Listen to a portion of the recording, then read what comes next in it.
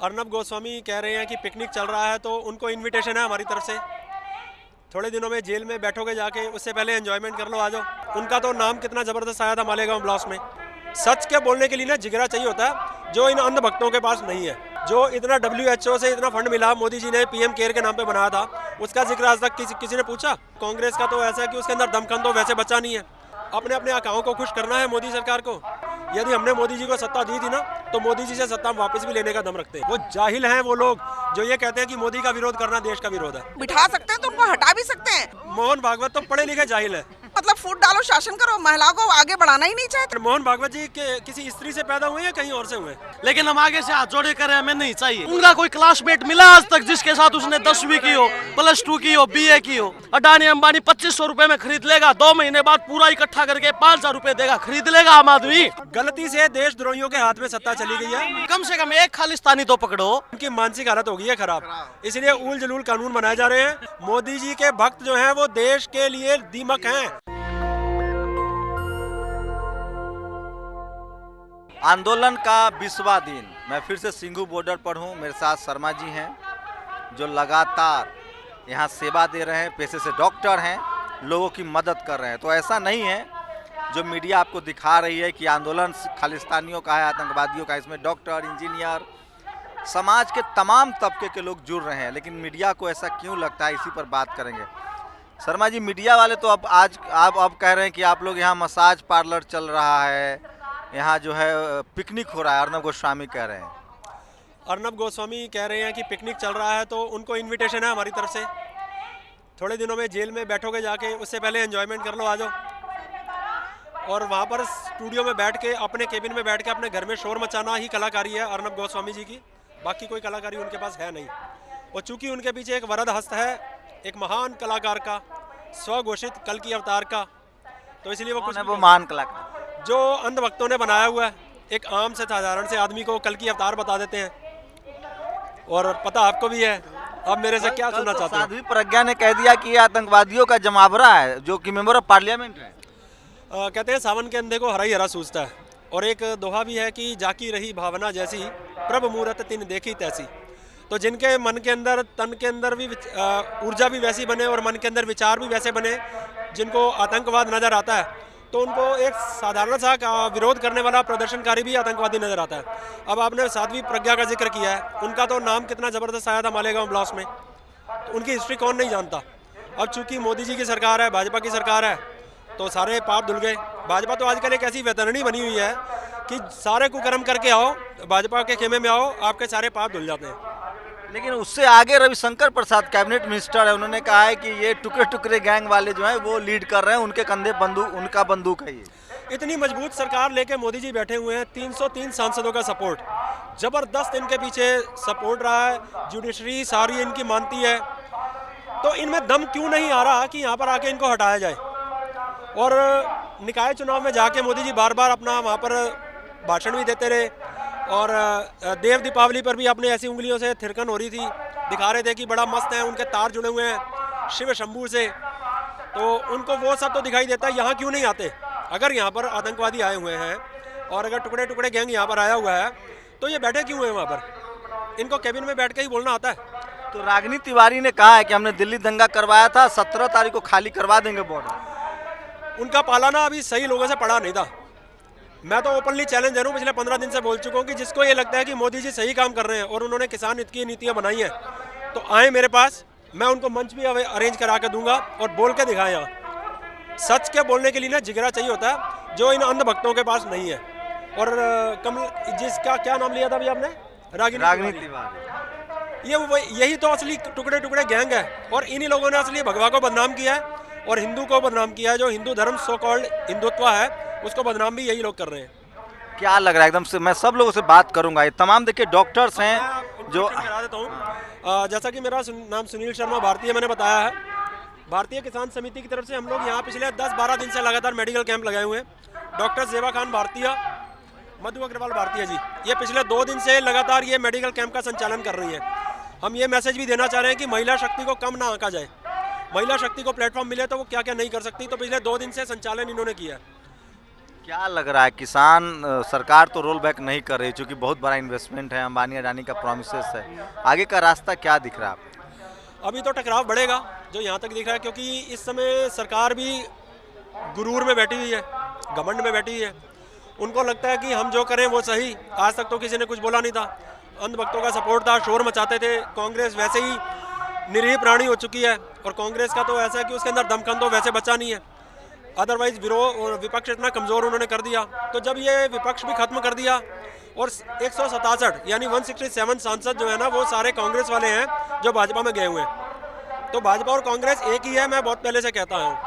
होगा क्या, सब लोग अपनी अपनी मांग पर लेके अड़े हैं। किसानों ने तो पहले दिन से ही कहा था कि ये कार्य कानून वापस लेने होंगे आपको, वो वापस लेने की जिद पर अड़े हैं। वो कहते हैं कि हम वापस नहीं लेंगे, संशोधन करेंगे, अपने अपने आकाओं को खुश करना है मोदी सरकार को। तो इस समय तो उनके गले की हड्डी बन चुका है। आप लोग को डर नहीं लगता है? पहले तो फेसबुक पोस्ट लिखने पर गिरफ्तारी हो जाती थी बीजेपी की। नहीं, डर हमें इसलिए लगता क्योंकि भगत सिंह शारीरिक रूप से यहाँ से विदा हुए थे आज से 100 साल पहले, 90 साल पहले, लेकिन वैचारिक रूप से आज भी वो सबके अंदर है, मेरे अंदर है, आपके अंदर भी है। यदि आप सच की आवाज़ उठाते हो, हज़ारों लाखों के अंदर आपको भगत सिंह मिलेगा जो सच के लिए बुलंदी से बात करेगा। मोर ओवर पर्सनली मैं गुरु गोविंद सिंह जी का वो मेरे ईष्ट देव हैं, तो उन्होंने उनकी शिक्षाएं तो कहती हैं कि पाप सहना पाप करने से ज़्यादा बड़ा जुल्म है। तो डरे हम क्यों? दुराचारियों से क्यों डरे हम? मैंने पिछली बार भी आपको बोला था कि भारत के गर्भ से मोदी जी पैदा हुए हैं, मतलब मोदी जी भारत के गर्भ से पैदा हुए हैं, मोदी जी के गर्भ से भारत पैदा नहीं हुआ। तो डरना क्यों है? हमें तो ये नहीं समझ आती लोग डरते क्यों, और डरे वो जो कुकर्म करे। हमारे कुकर्म चेक करवा लो क्या निकलेंगे, इसलिए हमें कोई डर नहीं है। लेकिन उनके समर्थकों को क्या कहेंगे जो उनके एक बड़ा तबका समर्थक है? देखिए पहले देश सरकार के खिलाफ होता था या सरकार के साथ होता, आज ये देश जातियों में और धर्मों में बटा हुआ है। एक हिंदू मुस्लिम हो जाएगा, ये सारा आंदोलन हवा हो जाएगा भाई साहब। देखिए ये धर्म और जाति के जो भेदभाव है और जो डिवीज़न हमारी सोसाइटी में, सो कॉल्ड हमारे भारतीय समाज में है ना, ये पिछले 6 साल या 10 साल या 20 साल का नहीं है, ये सदियों पुराना है। पर इसका इतना बिगड़ा हुआ गंदा रूप नहीं था पहले। भाजपा सरकार के आने के बाद इसको ज़्यादा हवा दी गई है, और उसके पीछे एक ही उनकी कुत्सित मानसिकता ये है कि जब तक ये बटे रहेंगे ना तब तक ये आपस में जुड़ेंगे नहीं, और इनको बांटने के लिए धर्म की राजनीति करो, कभी जाति की राजनीति करो, ताकि ये आपस में लड़ते मरते रहे। ये लड़ते मरते रहेंगे, हम इनको पर राज करते रहेंगे। लोग कह रहे हैं कि हो सकता है अंबानी अडानी विकास कर दे किसानों का, उनको जिम्मा मिल रहा है तो। अदानी अंबानी विकास किसानों का करेंगे, ये कौन कहता है? लोग कह रहे हैं, उनके समर्थक कह रहे हैं। लोग जो है ना वो बहुत कम रह गए हैं, और ये सब व्हाट्सएप यूनिवर्सिटी में ज्ञान आ रहा है। पिछले 20 दिन से मेरे को कोई नहीं ऐसा मिला कि मेरे साथ आके बात करे। लोग कह रहे हैं कि राजनीति है, किसान जो रिश्तेदार के यहाँ 2 दिन नहीं रुकता, वो 15 दिन से काम धाम छोड़ के कैसे बैठा हुआ है? कहीं विदेश से फंड आ रहा है? हाँ, तो विदेश से फंड आ रहा है ना, क्यों नहीं आ रहा? विदेश से फंड मोदी जी के पास आया था तो वो सच्चा धन था। यदि किसानों के समर्थन के लिए उनको फंड मिलता है तो वो गलत धन होता है, वो काला धन होता है। जो इतना WHO से इतना फंड मिला, मोदी जी ने PM केयर के नाम पे बनाया था, उसका जिक्र आज तक किसी ने पूछा? अपने उस आका से उन्होंने पूछा कि वो PM केयर फंड जो आया था वो कहाँ है, किसके खाते में क्या उसका यूटिलाइजेशन हुआ? पर हम वो लोग हैं जो हम चूकेंगे नहीं। यदि हमने मोदी जी को सत्ता दी थी ना, तो मोदी जी से सत्ता वापस भी लेने का दम रखते हैं। देखिए जाइएगा मत, देखिए लोग किसी पार्टी पॉलिटिक्स से नहीं है। मैडम आप क्यों आ रही हैं? इतनी ठंड है, मरने दीजिए किसानों को, क्या बिगड़ रहा है? नहीं, बिगड़ तो कुछ नहीं रहा है, लेकिन अगर हम लोग आगे नहीं आएंगे तो कौन आएगा? भारतवासी हैं और इस देश में रहना है, और हमारे किसान हमारे भाई हैं, तो अपने भाइयों के लिए इनको इंट्रोडक्शन दोबारा दीजिए। ये डॉक्टर ज़ेबा खान भारतीय हैं। अब ये लोग तो कह रहे हैं कि आप लोग भड़का रहे हैं देश के लोगों को, देश को अस्थिर कर रहे हैं। नहीं, अगर डॉक्टर भड़का रहे हैं या फिर यहाँ पे जो लोग बैठे हैं वो भड़का रहे हैं, तो फिर और कोई जो दंगे करवाते हैं लोग, राजनीतिक जो दंगे होते हैं, फिर वो किसके भड़काने पर होते हैं? यहाँ तो अपने देश को बचाने के लिए ये बैठे हुए हैं, यहाँ पर किसान भाई हमारे देश को बचाने के लिए बैठे हैं। क्योंकि अगर इन्होंने उनकी मांगे मान ली जो अडानी अंबानी के लिए कह रहे हैं, तो कल को तो ये उनके हाथ में चले जाएंगे, ऋणीय हो जाएंगे। तो मोदी जी कर रहे हैं तो अच्छे कर रहे हैं। नहीं, ऐसा नहीं है कि मोदी जी जो कह रहे हैं वो सब कुछ अच्छा है, ऐसा नहीं। अगर ऐसा होता तो अभी उन्होंने सांसद का शिलान्यास किया, तो ये नहीं करना चाहिए था ना। अभी तो सिचुएशन ऐसा नहीं है हमारे देश का कि हम कोई बिल्डिंग या कोई हम ऐसी कोई इमारत बनाएं जिसमें हमें बैठें। क्या बैठने के लिए अभी भी तो जगह है उनके पास, बैठ तो रहे हैं। तो आज मोदी विरोध मतलब राष्ट्रद्रोही? नहीं, ऐसा नहीं है, मैं नहीं मानती। ये बेवकूफ़ों की मानसिकता है, और मैं पहले भी कह चुका हूँ कि भारत उनके भक्त बेवकूफ़ हैं। बिल्कुल बेवकूफ़ है। यदि वो ऐसा कहेंगे कि मोदी विरोध देश विरोध है तो वो बेवकूफ़ है। बेवकूफ़ी नहीं, जाहिल है। Mind my words and mark my words. वो जाहिल हैं वो लोग जो ये कहते हैं कि मोदी का विरोध करना देश का विरोध है। अरे आप कम पढ़े लिखे डॉक्टर है, वो गौमूत्र का फायदा गिना देते हैं, आप उनको जाहिल कह रहे हैं। गौमूत्र पीने से कैंसर ठीक हो रहा है। गौमूत्र का फायदा उस जमाने में हुआ करता था जब गाय का जो राशन था, जो गाय का खान पान था, वो भी बिल्कुल शुद्ध होता था। आजकल गाय खाती है कूड़े में से जाके, तो गौमूत्र शुद्ध नहीं है। ये जाहिल है, इन लोगों को पता नहीं है कि गौमूत्र और गोबर शुद्ध कब होता था। सबसे पहली जो रोटी बनती थी घर में, माँ घर की जो बनाती थी रोटी, सबसे पहली ग्रास गाय का निकाला जाता था, शुद्ध भोजन उसका होता था। अपने घर के परिवार के घर के मेंबर जैसे होते हैं वैसा उसका ख्याल रखा जाता था। तो उसका प्रोडक्ट जो दूध निकलता था वो पवित्र होता था, साथ साथ उसका मूत्र भी पवित्र होता था। पर आजकल गायों की हालत क्या है? गाय के नाम पर लड़ते हैं, मरते हैं, काट देते हैं एक दूसरे को। लेकिन सड़कों के ऊपर कितनी गाय घूमती रहती है। दिल्ली में आप चले जाओ, आपको हजारों गाय सड़कों में मिल जाती हैं। तब इनकी भक्ति कहाँ चली जाती है, गौ भक्ति। इसीलिए बोलते हैं उल्टी मानसिकता है उनकी, और वो ये नहीं सोचते वो अंबानी के पोते के में गए और अपने परिवार पे, यहाँ पे हमारे किसान अन्नदाता यहाँ पे किस तरह किस हालत में है, सर्दी में ये ठिठुर रहे हैं कि इनकी हालत क्या है, आधे से ज्यादा बीमार हैं, उनको यहाँ आने का टाइम नहीं है। तो गुजरात मॉडल में किसानों के लिए जगह नहीं है भाई। पूरा गुजरात अंबानी अडानी का है, लोगों ने वोट दिया है उनको। बाई चॉइस आए हैं मोदी जी, कहीं धरती से तो यहाँ पे भी तो उनको आना चाहिए। ये भी तो उन्हीं का परिवार है, ये भी तो उन्हीं का इंडिया है, ये भी तो हिंदुस्तान है। यहाँ पे भी तो हमने ही बिठाया था। अगर हम उनको यहाँ अगर हम उनको बिठा सकते हैं तो उनको हटा भी सकते हैं। ये जनता है, जनता की ताकत वो भी जानते हैं, और जनता की ताकत को हम अब मोहन भागवत कहते हैं कि ज्यादा पढ़ी लिखी महिलाएं घर तोड़ देती हैं। आप लोग पढ़ लिख के डॉक्टर बन गए, अभी सब आंदोलन महिलाओं का काम है। तो ठीक है, मतलब फूट डालो, शासन करो, महिलाओं को आगे बढ़ाना ही नहीं चाहते। और कहते हैं महिलाओं को घर में पति की सेवा करनी चाहिए, लक्ष्मी आती है। नहीं, ये बिल्कुल गलत बात। ये आर्य मोहन भागवत कहते हैं। मोहन भागवत तो पढ़े लिखे जाहिल है। और लो मेरे ख्याल अपना स्कूल बना रखा है उन्होंने।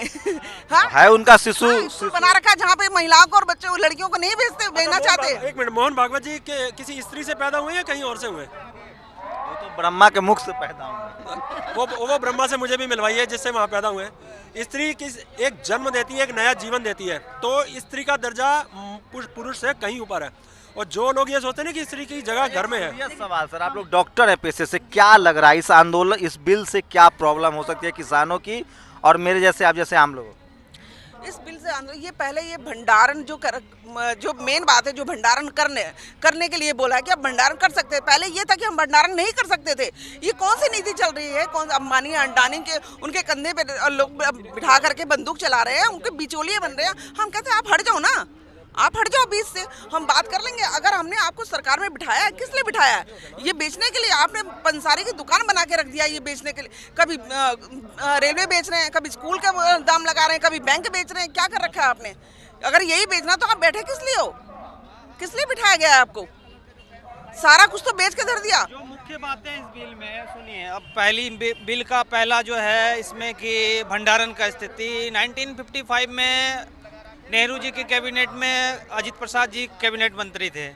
उन्होंने नेहरू जी से बात करी, देखो नेहरू, भंडारण के किसी भी स्थिति में इस देश में मंजूरी देना गुनाह होगा। अरे आप नेहरू को ले रहे, अभी मनमोहन सिंह ने आके निजीकरण शुरू किया है, ठीक है? ये ज्ञान मत दो हमें। किसने कहा मनमोहन सिंह ने निजीकरण शुरू किया? बताइए। अटल बिहारी वाजपेयी ने खोले थे अपने कार्यकाल में विदेशों के लिए दरवाजे। डिसइन्वेस्टमेंट शुरू हुआ था सर। आपने मनमोहन सिंह तक पढ़ा है, मैं पीछे ले चलता हूँ। अटल बिहारी वाजपेयी जी ने जब पहली बार सरकार बनाई थी ना, उससे पहले जब वो आते थे तो स्वराज और हिंदू मतलब अपने देश का जब मनमोहन सिंह जी फाइनेंस मिनिस्टर थे और नरसिम्हा राव प्रधानमंत्री थे, उसी समय मंदिर का ताला भी खुला था, बाजार भी खुला। मंदिर का मुद्दा और अच्छा, आज मंदिर का मुद्दा बनाया किसने था? ये बताइए, मोदी जी कर रहे हैं तो ठीक है कर रहे होंगे, आप लोग मान काहे नहीं लेते हैं? हाँ, तो मोदी जी ठीक ही कर रहे हैं। अच्छा, मुझे आप बताइए, जो देश में आज तक हो चुका, उसके लिए कब तक आप नेहरू खानदान को कोसते रहेंगे? जब उनको जो सरकार आज है, मौजूदा सरकार, वो क्या कर रही है उसका तो बताइए आप मुझे।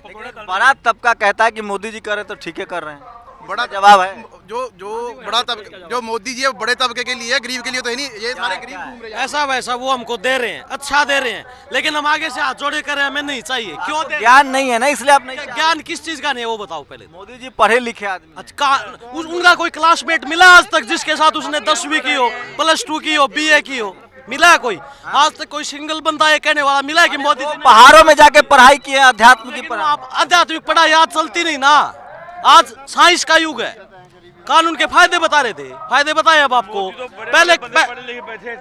पहले आप जो जरूरी वस्तुएं चीजें थी, गेहूं है, चावल है, दाल है, उसको आप स्टॉक नहीं कर सकते थे, फिर भी स्टॉक होता था, एक्ट था उस पर जरूरत। फिर भी उसको कालाबाजारी करके रोक के भाव बढ़ा के पेश कर दे। अब मोदी जी कह रहे हैं कि मालामाल हो जाएगा। कैसे मालामाल हो जाएंगे? अडानी आज 1925 रुपए गेहूं का भाव है, अडानी अंबानी 2500 रुपए में खरीद लेगा, 2 महीने बाद पूरा इकट्ठा करके 5000 रुपए देगा, खरीद लेगा आम आदमी। उसको नहीं मिलेगा खाना, वो अपना मरेगा। आप लोग को आप तो किसान है, बेचेंगे भी, खाएंगे भी। ये जो मरेगा ना भाई, आम आदमी तो मरेगा। यही फर्क है कि मोदी की बेचने वाला भी मरेगा और खरीदने वाला भी। हाँ, तो खरीदने वाला को मरने दीजिए ना भाई, जो मोदी भक्त है वही तो खरीदेगा। अरे तो मोदी भक्त है तो अब एक घर में अगर दीमक लग जाए तो क्या किया जाएगा? दीमक को पाला जाएगा या उसके ऊपर निकाला जाएगा उसको? मोदी जी दीमक हैं। मोदी जी के भक्त दीमक हैं।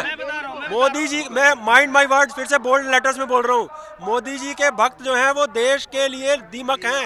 ये खराब कर रहे हैं, खत्म कर रहे हैं देश को।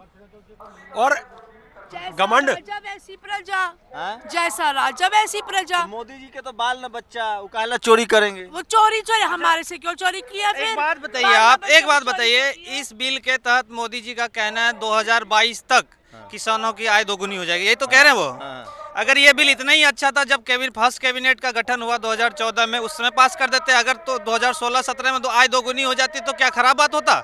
जो 2012। आपको क्या लगता है बिल से क्या नुकसान है? नुकसान देखिए, मैं बताता हूँ, एक एक पार्ट करके मैं बताता हूँ। जितने भी क्लाउज है मैंने सारे स्टडी करा है।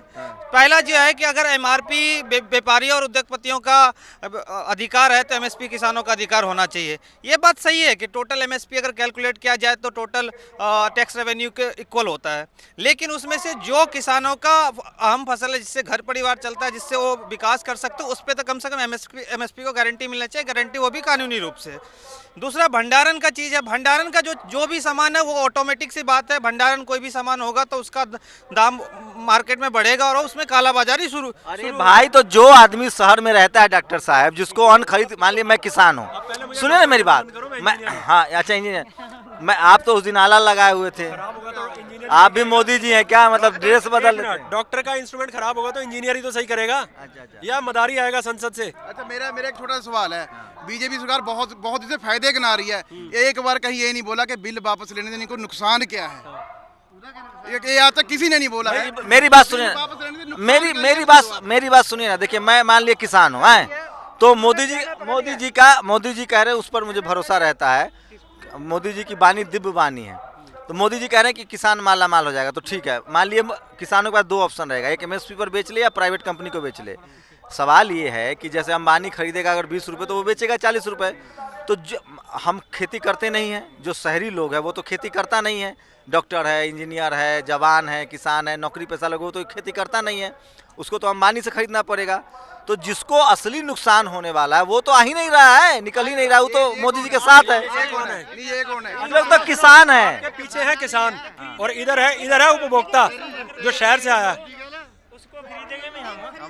किसान को भी खरीदना पड़ता है। सारे किसान जो हैं वो सारा का सारा इकट्ठा करके अनाज तो नहीं रख पाते ना। वो जब अनाज निकलता है तो मोस्टली उस टाइम में बेच दिया जाता है। मतलब कोई यहाँ नहीं है जो मोदी जी की बातों पर भरोसा है।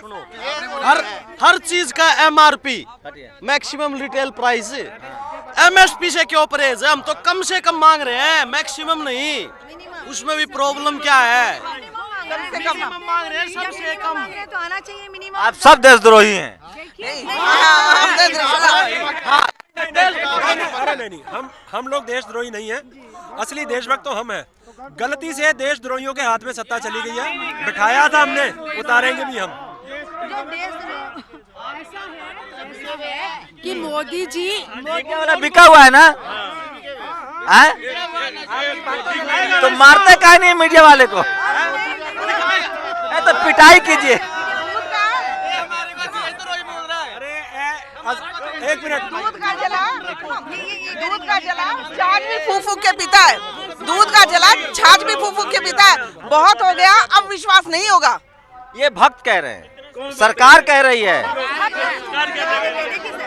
भक्ति कितने लोगों के पास है, कितना भक्ति है? भाई मीडिया कह रही है। ये भाई साहब आपको तौदी लग रही है। बोलो क्या आप बोलो सवाल पूछो। तो हाँ, आप सुनिए रुकिए ना। जिसने दाढ़ी रख ली वो तो वादी हो गया, जिसने गिरफ्तारी नहीं रखी। देखिए, हाँ सुनिए ना, जो लोग टीवी स्टूडियो में बैठ के खालिस्तानी पाकिस्तानी आतंकवादी कह रहे हैं, वो पत्रकारों की पिटाई करवाएंगे। लोग बहुत नाराज हैं, गुस्से में हैं। और एक सवाल आखिरी में, खालिस्तानी है, अगर खालिस्तानी है तो गृह मंत्री सबसे पहले इस्तीफा दे। उसकी इंटेलिजेंस इतनी बड़ी बड़ी जांच एजेंसियां लेकर जो बैठे हैं, वो कर क्या रहे हैं? इसका मतलब वो देश नहीं संभाल सकता। अगर खालिस्तानी, उनको पकड़ में जेल में डालो। एक तो पकड़ो, हाँ एक भी पकड़ो, कम से कम एक खालिस्तानी तो पकड़ो। CBI है, IB है, पुलिस है, दिल्ली पुलिस है, कोई एक तो पकड़ो। पंजाब पुलिस है, पूरी मिलके एक खालिस्तानी नहीं पकड़ सकती है। पकड़ो ना। कोरोना कहाँ चला गया? कोरोना हाँ जी, कोरोना का बोलिए। 8 महीना से पीएम कहीं गया नहीं है भाई, आप लोग समझ ही नहीं रहे हैं। सुनो कर हेलो, एक मिनट 8 महीने से वो नया वाला जहाज भी नहीं चढ़े। 8 महीने से पीएम कहीं बाहर गए नहीं है ना, तो उनकी मानसिक हालत हो गई है खराब। इसलिए उल जलूल कानून बनाए जा रहे हैं और यहाँ पे जनता को परेशान कर रहे हैं। नया वाला जहाज आया 8,000 करोड़ का, वो भी नहीं चढ़े। कितना कैसा? सिंपल बात है। ये जो आप लोग करे हैं, मोदी जी जो भी फैसला लिया वो सही फैसला है, बिल्कुल गलत है। पता क्यों? क्योंकि जीएसटी लाया, आज तक प्रचार प्रसार में क्यों नहीं जीएसटी का बात करता है? नोटबंदी किया, क्यों नहीं नोटबंदी का बात करता? फायदा हुआ, ये भी गलत है और हर हाल में वापस लेना पड़ेगा। फायदा बता दो अपने इलेक्शन में, कैंपेनिंग में, वो क्यों नहीं फायदा बता? किसान माला माल हो जाएगा। माला माल है, जब किसान एक मांग मान रहे हैं, ये सारे किसान ही खड़े, इनसे पूछो कितने माला माल आ रहे हैं कंटिन्यूअस। यहाँ इतनी भीड़ है, कोरोना की जो बात कही जा रही है, तो अभी मुझे यहाँ पे पेशेंट कोरोना का मिल क्यों नहीं रहा है? ये पिछले 15 दिन में 5वीं बार आई है। जो स्कॉल बोर्ड्स बनाए हैं, लाखों लोग डिक्लेयर किए कि मर गए। मोदी जी को तो एक मृत्यु पे मुझसे लास्ट क्वेश्चन है आपका। तो देखिए, अब खत्म करने दीजिए। देखिए, किसान आंदोलन का क्या होगा मुझे सचमुच नहीं पता। सरकार बिल्कुल मानने के मूड में नहीं है, लेकिन किसान उससे ज़्यादा रिजिड है, वो भी मानने के मूड में नहीं है। लेकिन जो सबसे ज़्यादा फायदा हुआ इस देश के संविधान को और लोगों में जाति धर्म को लेकर जो दीवार बनी हुई थी वो टूट रही है। और सरकार के जो सोशल मीडिया और अखबार के जरिए जो सरकार का जो प्रचार किया जाता था, राजेंद्र प्रसाद सिंह कहते हैं कि आज के समय में जो टीवी अखबार दिखा रहा है वो दरअसल खबर नहीं प्रचार है। तो टीवी अखबार के प्रति भी लोग सजग हुए हैं, कानून के प्रति भी सजग हुए, और एक जो लोगों के एक पट्टी बंध गई थी कि जो सरकार कर रही है वो सही कर रही है। कम से कम किसान आंदोलन ने उस परत को भी खोला है, उस धूल को भी साफ किया है और लोग सवाल पूछना शुरू कर रहे हैं। और लोग सवाल पूछ रहे हैं, मीडिया वाले को सावधान रहना पड़ेगा।